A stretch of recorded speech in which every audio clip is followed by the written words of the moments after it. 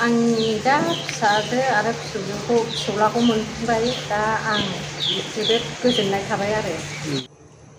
बयनिसिमबो गोजोननाय जासिहरनाय थाबाय दायो आं नोंथांमोननि गेजेराव फिन भिडिअ लाबोफिननाय जाबाय दहाय फुंनि भिडिअआव बुंखानाय बायदि बे भिडिअआनो जादों जाहैबाय दाख्लै थांनाय 11 थारिखआव जिथुनाखि जालांनाय घटना बेबायदिनो बेंटल गेटनिफ्राय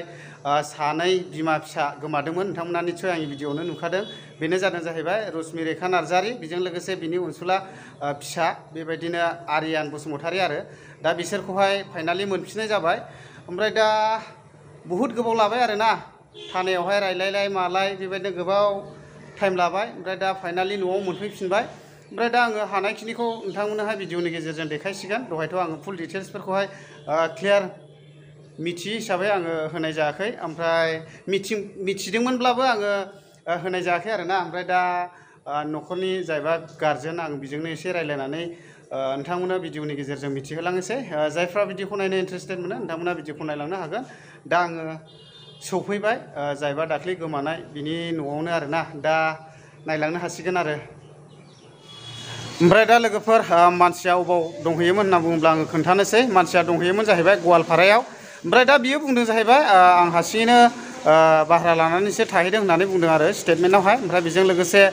बेखौहाय माने प्रसासनानो लायनाय जादों पुलिस बिफाननिफ्राय ओमफ्राय बेजों लोगोसे गोबांथार हेल्प होदों जोंनि बर'नि दल संगठनफ्राबो दा बयनिसिमबो गोजोननाय जासिहरनाय थाबाय ओमफ्राय पुलिस प्रसासननिसिमबो गोजोननाय जासिहरनाय थाबाय ओमफ्राय बेजों लोगोसे बे सासे दारि गोलावखौहाय थिखांना लाबोनाय जादों एसे सन्देह भाबै लोब्बा थानाय बायदि हिसाबैहाय माने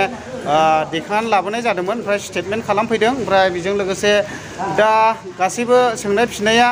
थानायावनो क्लियार जाजोबखाबाय ओमफ्राय दा बे दारि गोलावाबो दा मोनाब्लानो गलांफिनसिगोन आरो जेनेबा ओमफ्राय दा जायबा गोमानानै थानाय बेनो बुंबाय नालाय आं रावजोंबो थाङाखै मानो होनना बुङोब्ला आं हारसिङैनो थांनानै थाहैखादों होननानै दा बेनिखायनो बै दारि गोलावाबो दा गावबागाव न' फारसे गलांफिनसिगोन आरो दा बेसेसिम सैथो दा बेखिनि आरो स्टेटमेन्टआ ओमफ्राय उन्दै गथ'खौ मोनफिननाय हिसाबै आंबो गोजोननाय मोन्दों मानो होनना बुङोब्ला अन्थाव बाथाव उन्दै गथ' बिसोरथ' मिथिया बिमा बिफाया मा मावो बा मा सिन्था सरजा खालामो बेखौ जेबो मिथिया मानो होनना बुङोब्ला बिसोरो उन्दै दा बिसोरखौ फोरोंनांगौ फेदेरनांगौ फोलावनांगौ इडुकेसननि बागैहाय दैखोलांनांगौनि दायथ'आ जोंनि गार्जेनफोरनि सायाव थाहैयो दा फरायनाय स्टुडेन्टस दा बे हिसाबैनो बहुद जोङो दुखु दंमोन दा मानसिखौहाय मोनफिनबाय दा आंबो गोजोननाय मोन्दों दा बेखिनियानो आरो ओमफ्राय बेजों लोगोसे आङो केमेरायावहाय लाबोबाय थायाखिसै जायबा गोमानानै थानाय बिसोरखौहाय मानो होनना बुङोब्ला एसे बादा होदों ओरैबो ओरैबो एसे बादा होनाय हिसाबै आङो केमेरायाव लाबोनाय जायाखिसै बेनिखायनो सरि बिहरनाय थाबाय बयनिसिमबो दा बेजों लोगोसे जायबा दाख्लै गोमानाय बेखौहाय बिमा फिसा सानैखौबो मोनफिननाय जाबाय ओमफ्राय बेजों लोगोसे नैबे जोंनि गोमानाय जाहैबाय दाख्लैनि गोमानाय बिनि बिफा जाहैबाय ओमफ्राय नैबेथ' बिखुनजो जाहैबाय ओमफ्राय दा सानैजों मा होननांगौ जाखो बिजोमायजो होनलायो ना मा होनो ओमफ्राय दा आङो आदानावहाय फार्स्ट टाइम बेखौनो सोंगोन ओमफ्राय दा नोङो मा बुंहरनो गोसो जेनेबा गिबियावनो आफा इसोरखौ हामबाय होबाय लोगोसे इउटुबार फंबायखौ आरो लोगोसे आरोबाव जेसेबांनाखि जोंनि बर' रायजो राजाफोर लोगोसे जोंनि दल संगठननि फंबायफोर बिदा फंबायफोर बयबो हेफाजाब होबाय आं बिथांमोनखौ बयखौबो थोजासे माने हामबाय होयो आं माजों हामबाय होबावनो आंहा जेबो गैया बेनिखायनो बिथांमोना जे एसेबां सहाय खस्थ' खालामनानैहाय हर सान नागिरनानै बरननानै होबाय लोगोसे पुलिस प्रसासन बिथांमोनखौबो आङो हाजासे हामबाय होबाय आरोबाव लोगोसे जोंनि जेसेबांनाखि फोथायारिफोर बिथांमोनाबो नेरा नेफेरा हर सान आर'ज खालामदों सोरबाया उदै बासिनानै फास्टिं थानानै आर'ज खालामदों बिथांमोननि हेफाजाबजों जोङो दिनैहाय आंनि गोमानाय बिहामजो आरो बिसौखौ मोनफिननो हाबाय बेनिखायनो आङो रोजा रोजा बिथांमोनखौहाय हामबाय होबाय